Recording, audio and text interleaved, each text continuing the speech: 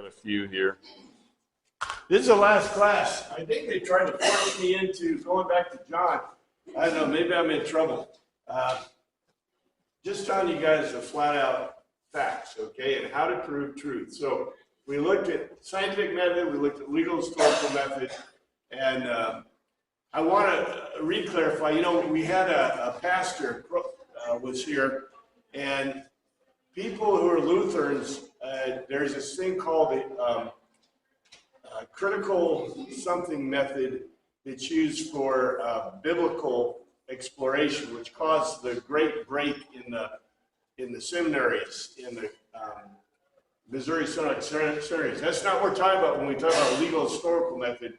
Legal historical method is a no-kidding historical method that predates any of that, whatever critical method thing. What do they call that? You remember what they call that? Critical analysis? Yeah, there's some name for it. Yeah, when I first brought that up in this church before, when I first started teaching classes, I've always taught the legal historical method.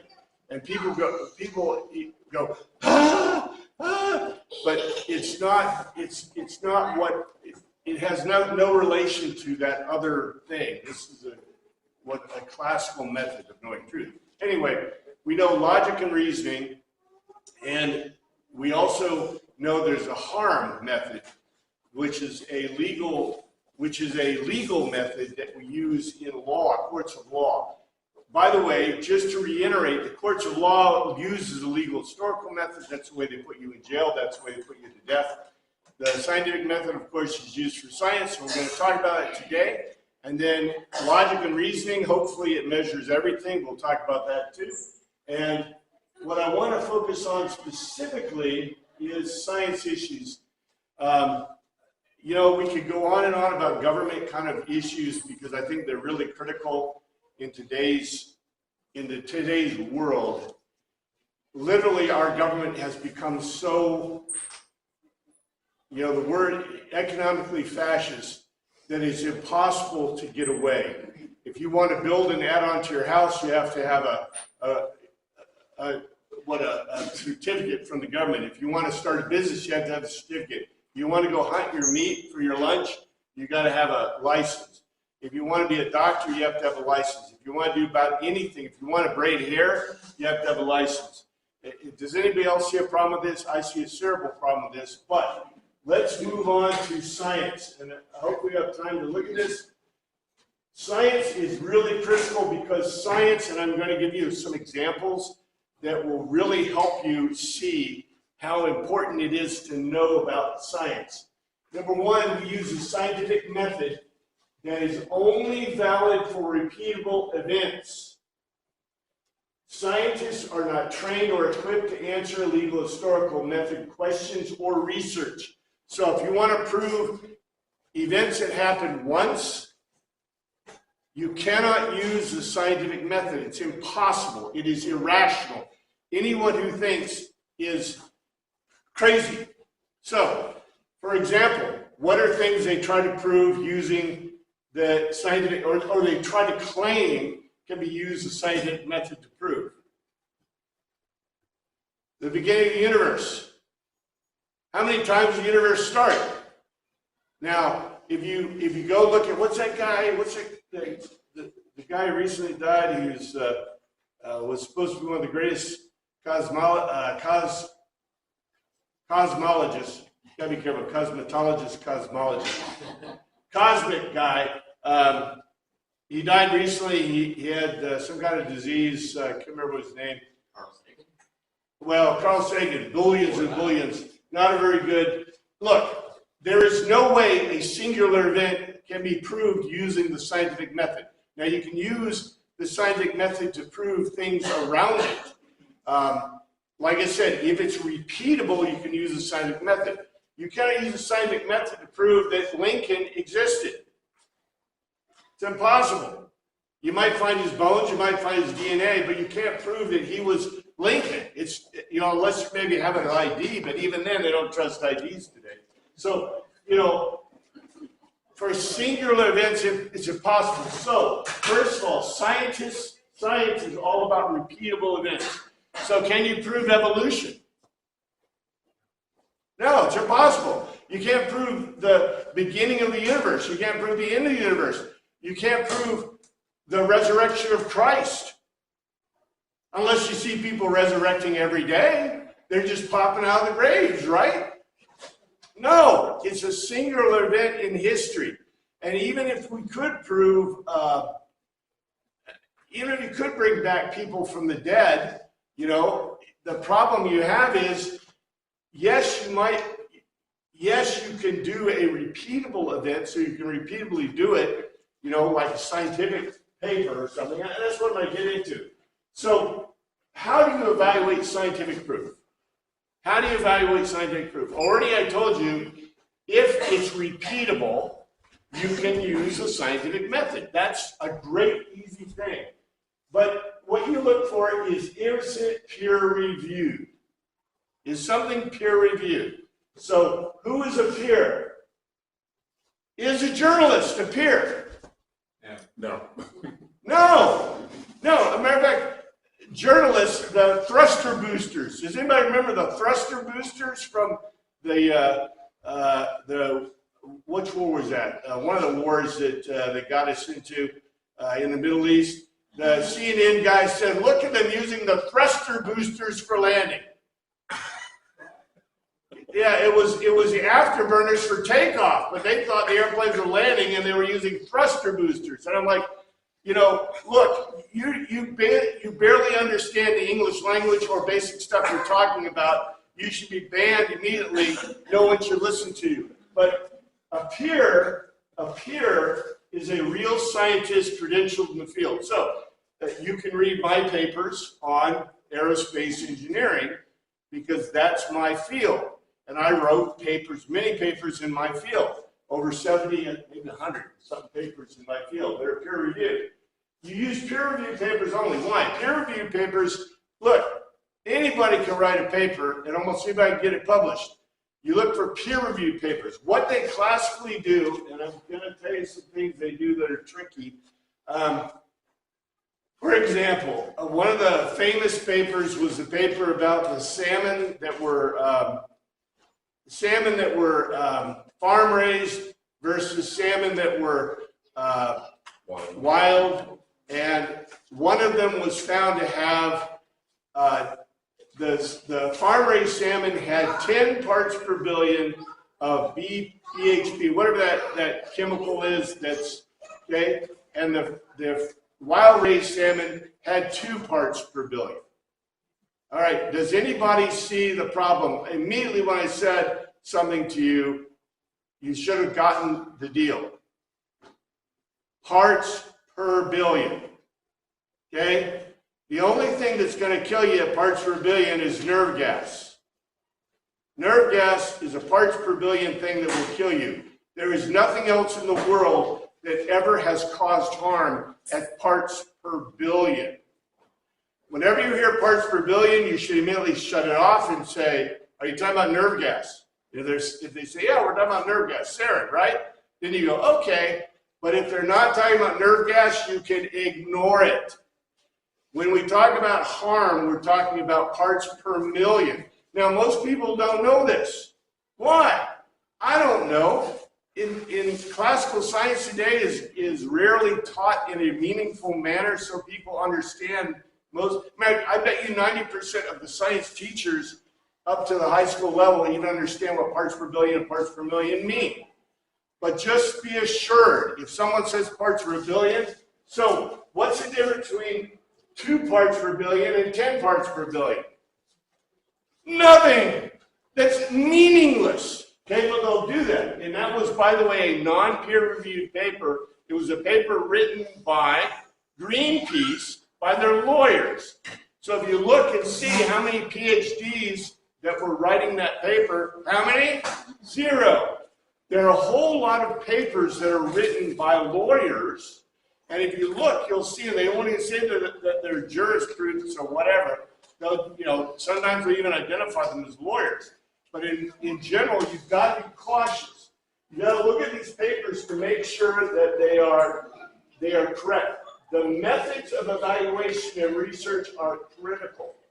Let me give you examples. We talked about this a little bit But medical studies, for example, must be double-blind placebo. Must be double-blind placebo. I can't repeat that enough. If it's not double-blind placebo, you say, what is double-blind placebo? Double-blind placebo means I have three groups. I have a group that is completely a control group that doesn't get anything. The control group, you got to be cautious with your control groups. If your control group is taking other drugs, you might have a real problem with your evaluation. So the control group gets nothing. You have a group that gets the new drug. You have a group that gets a placebo. Placebo effect, I think Ray told us placebo effect's higher, but generally in science, in medical science, we consider placebo to be at least 20%. 40, he's telling me 40. I haven't seen that data, but I will believe you. 20% is huge, my friends. 40% is huger. We ain't talking about parts per billion here. We're talking about parts per like hundreds, okay? Which is ginormous. But in any case, you have to have a double-blind placebo test. Anything that's not double-blind placebo in medicine is not trustworthy at all. That's why Oriental testing and Oriental medicine has serious issues. Because I don't know if you know this, but in most Oriental countries, maybe we're not supposed to call it that now, we're supposed to call it Eastern Asian countries. The problem with Asian Oriental countries is they think it is immoral to give placebos, and they believe it's immoral to not give you the drug. So therefore, they do not have any placebo, double-blind placebo testing. If you wonder why the only drugs that are effective, that are approved by the FDA or approved by any government, come from the West, this is why. Now, in Japan and Korea, which are both highly westernized Asian nations, they do double-blind placebo, but they don't like to. They consider it to be immoral. And so it's very difficult culturally to push past this. But it's a problem you're going to have. This is why, for example, echinacea and herbal studies generally fall flat when they finally do a double-blind placebo on an herbal study. And by the way, if they say this is not proven for medical use, what should you do? Run! Run! Because if you take it and it does something to you, it's probably not good. You have no clue what it's doing to you, right? So I would advise you, if you're not eating it because it's food, don't do it. You need to have something that has been tested and proven, because what's the worst case it can do? Do you guys remember Penn and Teller? Penn and Teller, they're comedians. They're probably the smartest and most logical people that walk the face of the globe. You should listen to what they say. They say, why are witch doctors effective? Well, when you're sick, there's three things that can happen. You can die and get worse. You can stay the same, or you can get better. So if I go llama, llama, llama on over your head and you get better, well, or you don't get worse. If you die, it's like, well, you didn't have enough faith. You didn't trust, right? I'm just telling you, that's why placebo effect is huge. So I'll give you a sugar pill, it'll do you as good as the witch doctor. Some of these herbal things, they have them on the radio, they have them on the TV, they're like, dude, I wouldn't be touching that stuff. Who knows what it could do to you? Anyway, anecdotal non-peer-reviewed papers are very common. Look at the writers, look at the authors. I have this example. I'm going to give you a better one. Here's the farm-raised salmon. One in the paper today was, okay, this is so obvious. The paper said, air pollution might cause peanut allergies in children.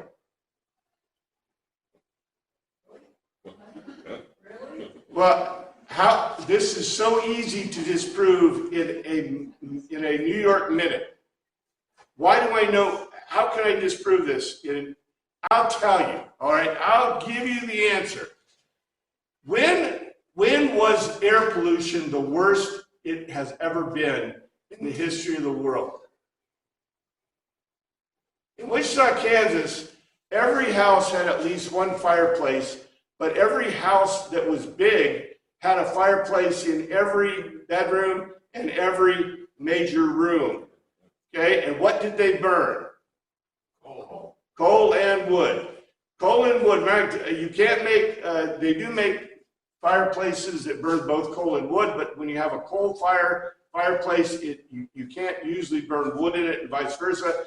What was the characteristic of Wichita, Kansas, New York City, and London back 150 years ago? When this is how they heated the houses. Air quality was poor. Pretty craggy. Look, air quality wasn't just poor. If you have read any novel from the Victorian era, what was the main characteristic of the skies of every major city in the world? It was black. It was so black that people, when they came off the streets, their faces were covered with ash.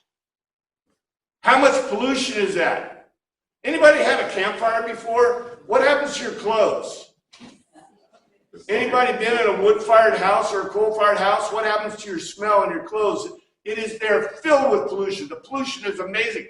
The pollution levels have come down since the Victorian era by bazillions. We're talking about more than parts, the amount of pollution. Right today, where's most of the pollution in America today? Huh? In America, where do you find the most pollution? No, in your house. The stuff in your house, the chemicals in your house. And by the way, how much is that? That much. Parts per billion. They're talking about parts per billion. What is the possibility? Okay, if pollution, air pollution, caused peanut allergies, what would be true in the Victorian era? Every child will be dying of peanut allergies. Everyone would be dead of peanut allergies. Oh, I heard about the Black Death caused by peanuts. They called it the peanut death. Yes, sir. Look at the prevalence of peanuts in Asian food. No. And then look at the skies over China. They'd be dead. They'd be all dead. In fact, the highest amount of pollution in the world is under nations that are socialistic. Well, how could that be? Because government control means horrific things happen under socialism and communism. Fascism isn't much better. You know, I've actually read peer-reviewed papers that show that the EPA causes more pollution. There is more pollution that is reduced by capitalism. This is kind of a sideline, but this is absolutely true about science. Why does capitalism produce less pollution than any other ism? Any idea? In capitalism, you want the most efficient. So if you are producing, let's say, a lot of tailpipe emissions from a car, is that efficient? No, it means you're not burning your fuel. You're wasting energy. What, as a manufacturer of the car, do you want to do? Well, you want to make the car as efficient as possible, because the point of a car is not to produce pollution, it's to drive you around the countryside, right? To get you to work. So you will always find in capitalism that the companies are aiming for the highest efficiency. Efficiency doesn't mean your customers die. It means your customers get from here to there. For example, in a car, you want to use less gas, right? in an airplane, do you want to use less gas? Oh yeah, baby. The gas costs and the maintenance costs are huge. So I want to make it more maintainable. They want to make it more gas efficient. Anybody wonder why the Soviet Union and China are such, why they use, for example, coal like crazy? Because they're socialists. In socialism, you don't care about efficiency. If you mess up, who comes in and saves the day? The government. The Chinese government will give you more money, right? In our government, look, I've had many government contracts. The last government contract I had, they got mad at me for saving $5,000 and said, you got to spend it. I had to extend my contract for a month to spend the money that I hadn't spent on my original contract. That's how government works. Government is not efficient, and socialism is never efficient. If you want efficiency and goodness, you got to have capitalism. But we talked about that. In any case, here's the examples. There's even more than this. Sampling, sample size. Okay, so in a lot of drug studies, and this is not a good thing, what is the general sample size for a lot of drug studies? Anybody have an idea? About 10, 20. You get 10 or 20, that's a pretty big sample size in a lot of drug studies. I'm not advising that, I'm just telling you this is truth. It's also to a confidence interval, and I'd have to teach statistics. If you know what a confidence interval is, in flight tests, I think I mentioned this before, we go for 99% confidence for safety of flight. We go for 95% confidence for other stuff that's not safety of flight. In medical drug tests, what is the confidence that's used in all medical drug tests? I mentioned it to you before. 51%. The reason it can't be less than 50% is because if it's 50%, I don't know if I asked the right question. It has to be 51%, which means with 51%, theoretically, if I have 10 in my sample size, how many have to have good results for a 51% confidence? Actually, if you go look at the confidence interval for 10, I got to have 10 out of 10. As I get higher in the number of sample size, I can go to lower, but I got to basically have 10 out of 10. I've got to have a higher. It's not simply additive. It's looking at the confidence interval versus the confidence for the statistical measure. And so it can be less than 10, but it's generally about, if you have one fail, you got to go back and redo the test, which makes human testing very, very complex and difficult. And by the way, what you do, what do you think you do when you have a fail? You search for a great way to get rid of the fail. You know, that's what, you know, when we do large confidence, and I've got your sample size, here's sample size, you'd like to have 1,000. Sample size of 1,000. Remember how they say sample size of 1,000? And they say a sample size of 1,000 gives you what? Plus or minus what? 3% of accuracy. And 5,000, you get about plus or minus 1.5, I believe. It's not quite additive, but I'm just kind of, you know, it's very complex on the scale. So, you know, statistics, people like to say statistics don't lie at all.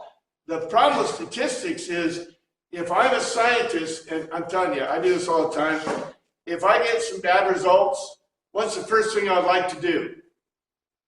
Call it an outlier and throw it out. Exactly, you call an outlier, which is why, remember I told you, and I know this is kind of getting math-centric, I'm sorry about this, but science is all math-centric.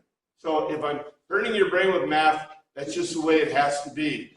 When you have a standard deviation, you know, standard deviation here, and if I get an outlier, That is a reasonable reason for dumping a point.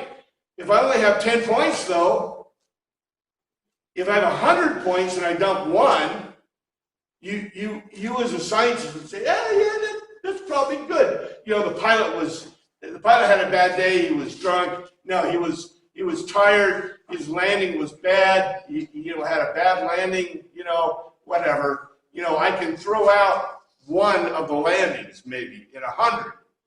But I'm looking for 100, right? I can't do 1,000, but for a 99% confidence. Would you like to know for safety of flight that 99% confidence that the pilot can land in the distance that's in the flight manual? I mean, this is kind of a big deal. Anyway, and that's my expertise, so I know that. Sample size is very important, so you'd like to have large. So when you look at a paper, you look at a report, you look for sample size. Dosage is critical.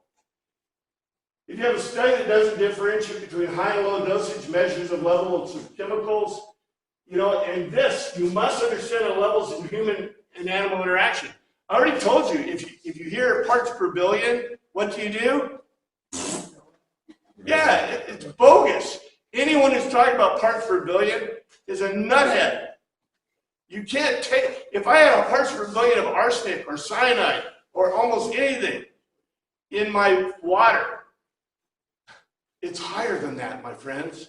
In natural water, if you even drink a little bit of seawater, if you even have salt, the salt you put in or sugar you put in stuff, the amount of parts per billion of poisons are enormous, and we haven't even talked about poisons yet. That's a whole other thing.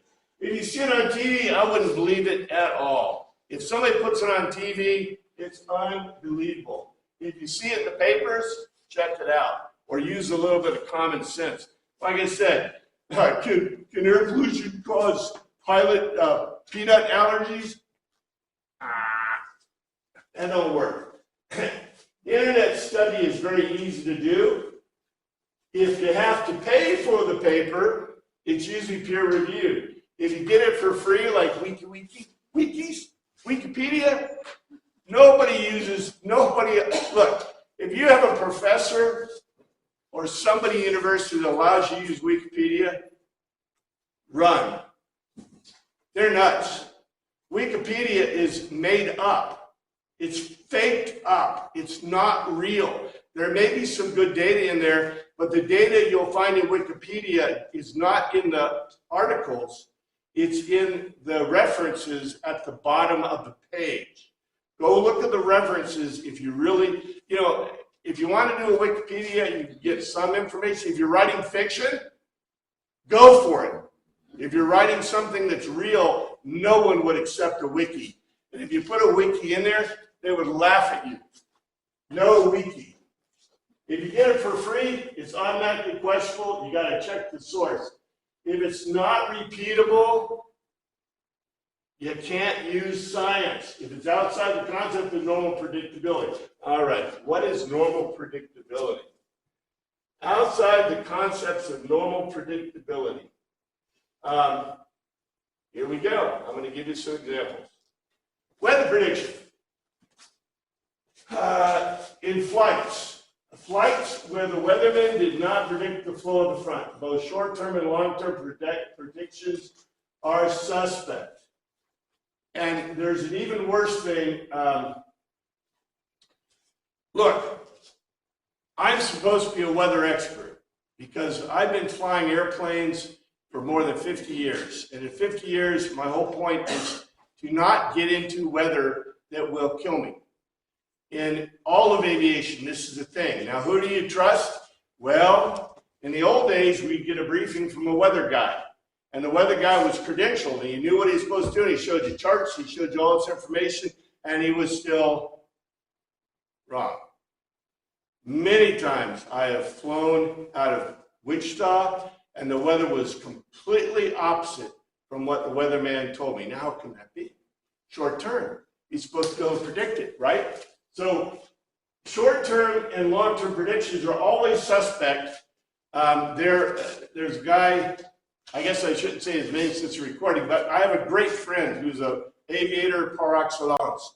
This guy knew Wichita weather like you wouldn't believe. He could look at the weather report and he said, no, I wouldn't go flying today. Because even though it's clear outside, because of the dew point spread, the temperature spread and all that stuff, he said it's gonna clock in and it's gonna be below minimums by the middle of the day. And you know what? He was right every time. He was so right. How can you figure that out? Well, experience, knowledge. Where are the weather people that are predicting this weather? Do you have any idea? For the Air Force, anybody know where the weather guys for the Air Force are? They used to be at Offutt Air Force Base in Nebraska. They can walk out and tell you what the weather's like in China. No, they have no idea what the weather's like in Nebraska because they never get outside their buildings. They're looking at tapes and data from those things. And, you know, is it raining? Well, look at the video. You might be able to tell. I'm telling you, if you want predictions from a weatherman, yes, weather people can give you some pretty good data. But you know what I'd look at? Are they a talking head on the TV, or are they a real certified meteorologist who's been trained to be a meteorologist? And you know where those guys are all working? They're not working for NOAA. They're not working for the TVs. They're working in aviation and sea-based and aviation. Why? That's where they get paid the most to make the correct decisions. The guys who failed are the ones who are working in journalism as weather people. Now, that's not always true. But generally, if you find a weather person on TV, how many credentials do you think they have as a meteorologist? 0. They're talking heads. They're reading what somebody put in front of them, and they don't many times know even what their charts are saying. So I'm just telling you. So, you know, we have weather prediction. I'll put this in. This is really important. All climate change, and I'll talk about climate change if we have time later, but there are no predictions of any climate change promoters have come to be. Matter of fact, no climate change data is based on actual measurements at all. It's only based on predictions, all of which have been false. They have never got it right. For the temperature changes, for predictions, for any of this information has not been correct. They aren't, okay, and I told you, you know, weather is an example. Here's another example. And I'll have time, I think. I'll give you this. This is a side note. All right. How many fossil fuel VTOL? You know what VTOL is? Vertical takeoff and landing. How many fossil fuel VTOL airplanes are there flying today? Huh? There's none. There's none. There are helicopters. Helicopters are out there, they're fossil fuels, and helicopters do VTOL, vertical takeoff and landing. The problem with helicopters is they cost 10 times more than a normal air vehicle, like, you know, an airplane, right? There's reasons why that's true. So you see these taxis, these VTOL taxis taking off out of Wichita all the time, right? They take off straight up, and their wings tilt or something, and they fly along. No? No? You know, from the 60s, the governments and military have been trying to develop VTOL. The only VTOL airplane, well, there was one by the Soviets, but it wasn't very good. Anybody know what the VTOL airplane was that was jet, classic VTOL jet? Maybe have it up there. The Harrier. The Harrier. The Harrier is the only VTOL jet ever developed, and they worked for decades to design that. And today the F-35 has a VTOL version, you know, for the Marines. What's the problem with the VTOL airplanes? They're heavier and slower. Heavy, slow. The problem is that if I have wings producing my lift, either rotating wings or these kind of wings, I can make a really low power fossil fuel, power plant, make it fly. But if I got to take a 5,000, 10,000, 20,000 pound thing, how much thrust do I need to make a, let's say, 20,000 pound thing go up? 20,000 pounds. At least 20,000 pounds. I need more than that, actually, because if it's just 20,000, it'll stay neutral. It won't move, right? I need to have at least more than 20,000 pounds. And how am I going to get that out of electricity? Nobody has done it. It ain't happening. You have a I'm just gonna say, anytime you try and develop something that does two different things, they usually are marginal on both. You're always marginal on both. You're right on the money. But we can get into airplanes. Airplanes to me are really cool. I'm just telling you that you are not going to get eVTOL plant. You're not going to get VTOL or eVTOL electric VTOLs until you see every day that you have air taxis that are flying in Wichita, Kansas, that are cheap and easy to get to. It ain't going to happen. What's that company called? There's a company in Germany just went bankrupt that the government was providing money for, and everybody's providing money for. And how many flying examples did they have? Zero. There ain't no such thing. And then there's the safety problem, the range and endurance safety problem. Right now, for aircraft, if I'm IFR, that's in instrument conditions. I have to have a 45-minute reserve. For helicopters, I need a 30-minute reserve. If I'm VFR, I need a 30-minute per day and 45 minutes for night. E-aircraft can't come close to that. E-aircraft can barely fly for 30 minutes with no reserve. You got to have a reserve. Why do you have to have a reserve? Things change. Things change. You can crash when you run out. And I can tell you stories. I'm just saying, predictability. Today, if you look at the news, when are we going to have our e-taxis? Tomorrow, right? Tomorrow. They're going to be out there flying everywhere. Jetsons have them. Jetsons have them, that's right. Yeah. The other thing about the small e-taxis, that the average person really hasn't flown in a small aircraft, Yeah. especially in Wichita, and that vertical motion and everything. The average person isn't going to be able to fly that way. They're going to get sick. They're not going to like how it feels. Oh, no. Wait till the wind blows 30 miles an hour. Yeah. Well, the biggest thing about airplane People travel, barfing all over the place in your e-taxi. Tammy will tell you, I fly our airplane from 8,000 to 12,000 feet. Why? Because when you get up above about 4,000 to 6,000 feet, you don't have any turbulence in the air most of the time. It's very comfortable, very calm. But in jets, anybody notice when you're flying in a jet and the jet goes below about 4,000 feet or so? You're like this.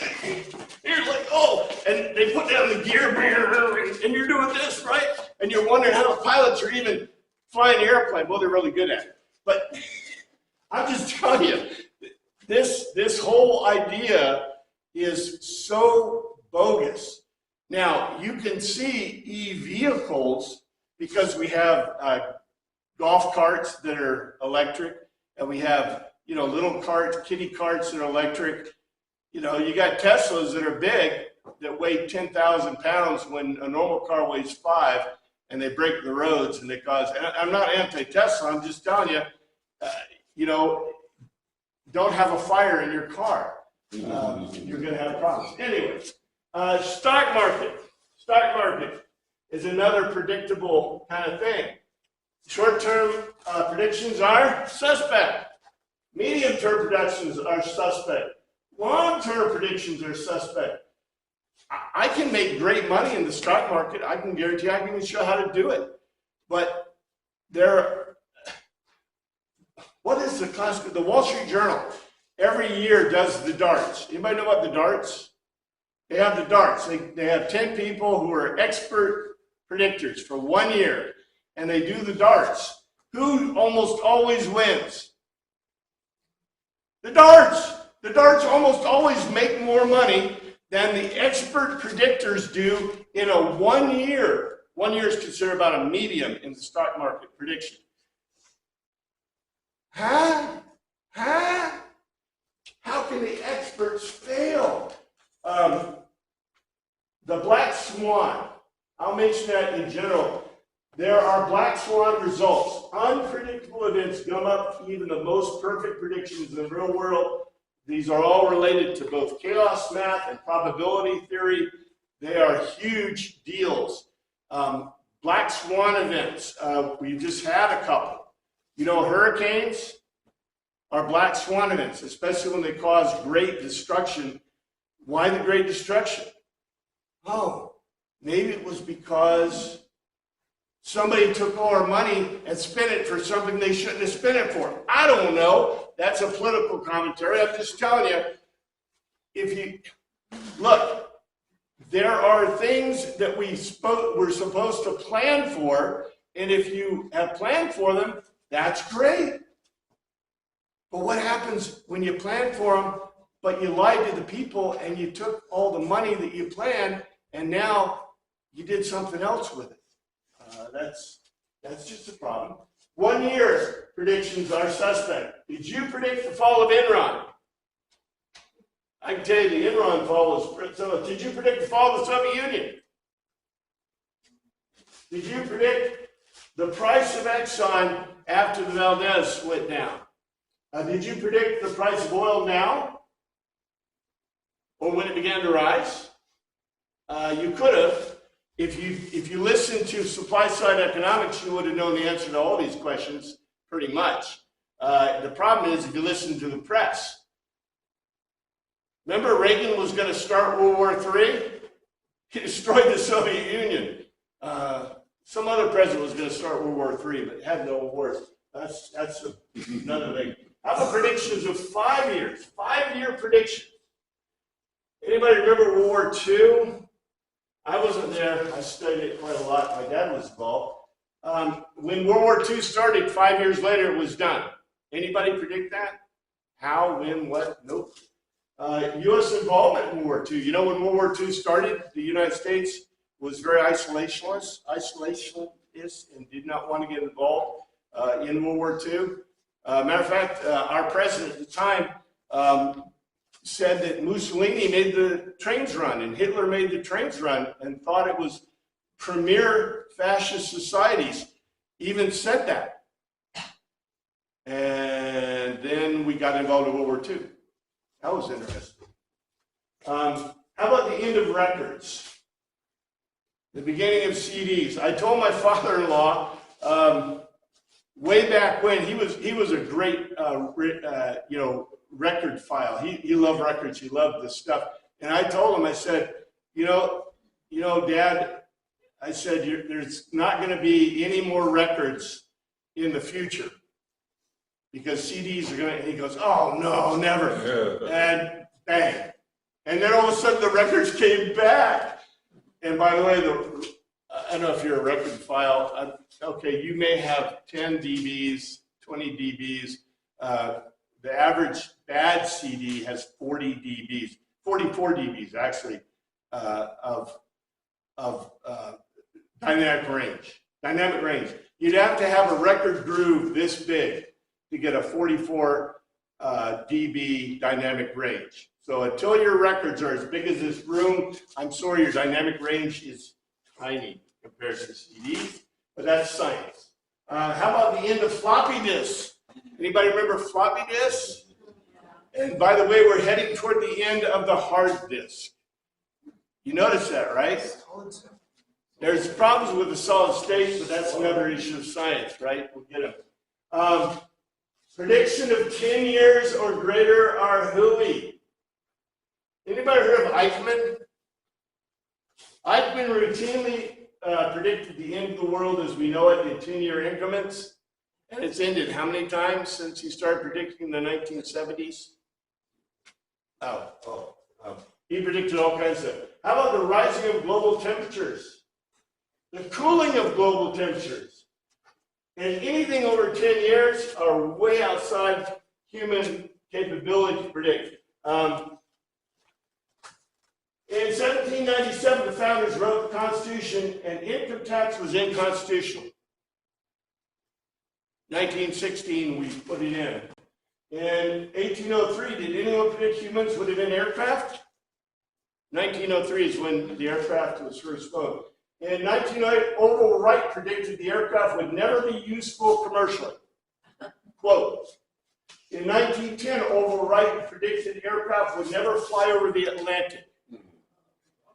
World War I, the war to end all wars, followed 20 years later by World War II.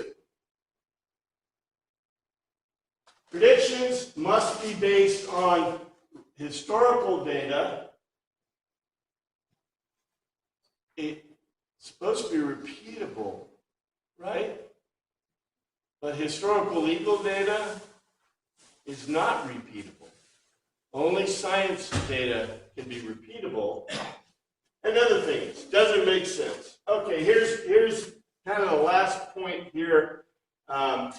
Does this make sense? I'll give you some information that you can use with your grandkids if you need, with people, if you don't try to start a fight. But carbon dioxide, colorless, tasteless, natural, non-poisonous. It will kill you in quantities. It's not poisonous. The problem with carbon dioxide is above about 5% in the environment can be delirious to human beings. But 5%, all plants use it to get it off. Plants love it. As a matter of fact, if you've seen, well, I'll get to that in a second. Man-made CO2 is about 5% of the total CO2 in the atmosphere right now. And this varies, but 0.035 to 0.0385% of the atmosphere, 350 to 385 parts per million are carbon dioxide. The normal range back to 1000 AD is about 150 to 300 parts per million, but it's been much higher in the past, way higher. Oxygen is 21%, that's 210,000 parts per million. Okay? They never tell you the amount of parts per million of oxygen. And by the way, parts per million, are parts per million important? Yeah. And, so 350 to 385 parts per million is meaningful. Most of the plants, because if plants didn't have it, they'd die. Nitrogen is 78% or 780,000 parts per million. Argon is 0.9% or 9,000 parts per million. Argon is 10 times almost greater than carbon dioxide in the atmosphere. Argon obviously causes global sweating, not global heating, right? Water vapor varies in the atmospheric saturation from 0 to 100%. That's 0 to 5%. That's 0 to 50,000 parts per million. 50,000 parts per million is way bigger, but it needs to be because water vapor provides 70 to 95% of greenhouse warming. As mentioned, if we didn't have water vapor, we would be a frozen ball of ice. And so the effect of liquid atmosphere completely in the atmosphere is not known. Although they studied it for how many? Hundreds, thousands of years. Clouds, condensation, rain, water cooling. CO2 at the max degree is 2 to 5% of greenhouse warming. It absorbs in the 310 to 14 micron range, which is nothing. It's nothing. Et cetera, et cetera. You can get all this information. You can find this information on peer-reviewed papers and peer-reviewed information. Carbon dioxide increases plant growth and fruiting incredibly. The reason they burn fires in greenhouses, you know this? They burn fires in greenhouses to increase the carbon dioxide saturation so that the plants produce more and bigger fruit and produce. In fact, a plant in normal atmosphere is this big. A plant in 1 part per million, or about 100 part per million more than normal. One that's 2 times that, and one that's at about 5%, which is not good for humanity, but we're talking huge amounts. You can even see these results in the papers. Increases in temperature and increases in carbon dioxide are all good. Tests, like I said, a 5%, small increases are fantastic for plants. 5% is harmful for animals. You don't want to continue to breed them that. But if carbon dioxide increases plant growth everywhere, plant growth will increase everywhere. This is the positive. And this is other information. All right. There is more and more information on this. The point that I'm making to you is, and here's the main point, and I'll finish with this. This is, unfortunately, the last class in this kind of series. But as I said, look at the peer review. Look at who wrote the papers. Look at where the papers came from. Ask yourself this question. Is this information based in faith? Or is it based in truth? Is it based in science? If it's not repeatable, it ain't science. If it's legal historical, it's a different method. You use, remember we talked about constructs? You use a different construct to evaluate something that's outside of the bounds of science. You can't use science to prove a cultural, historical construct. It's impossible. So, in science, you got to use science. Look at ulterior motives, etc. And now kind of leave you with that. I think I have a wrap-up thing in here.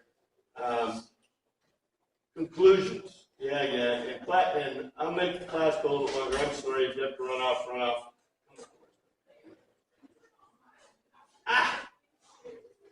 Right. Thank you, Microsoft. All right.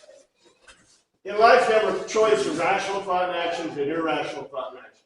Rational action defines the acting of what you know is true. Irrational action defines acting without knowledge. If you're better off not acting, if you cannot act in truth, remember, do no harm. So, do no harm. Do least harm.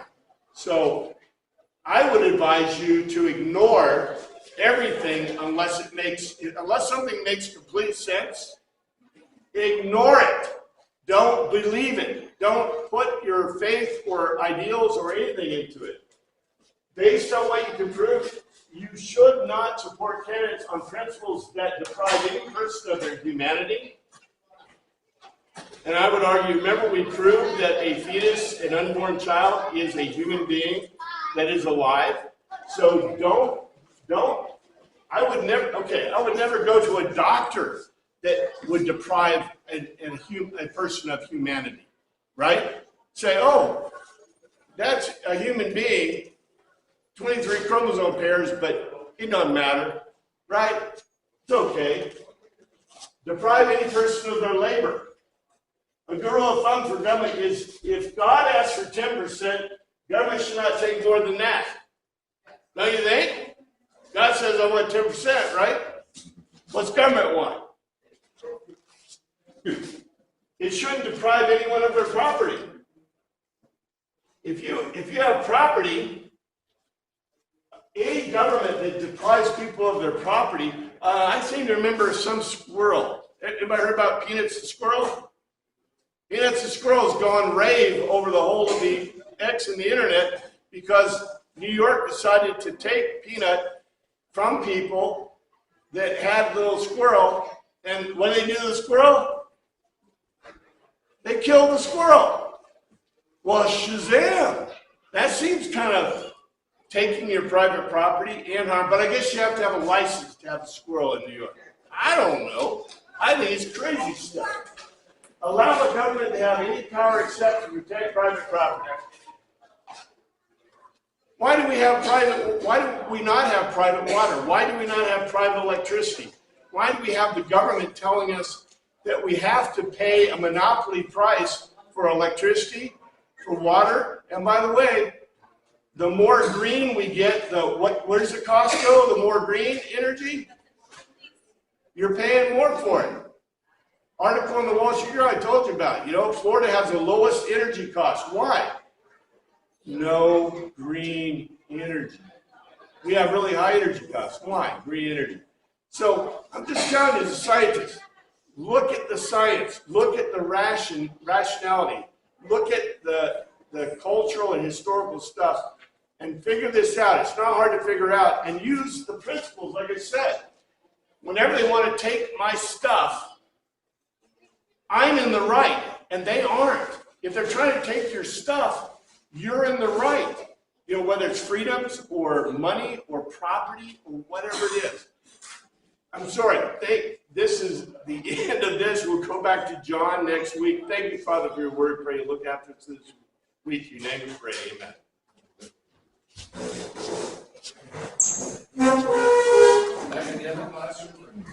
No, here. We're taking over. Hallelujah. I'm not letting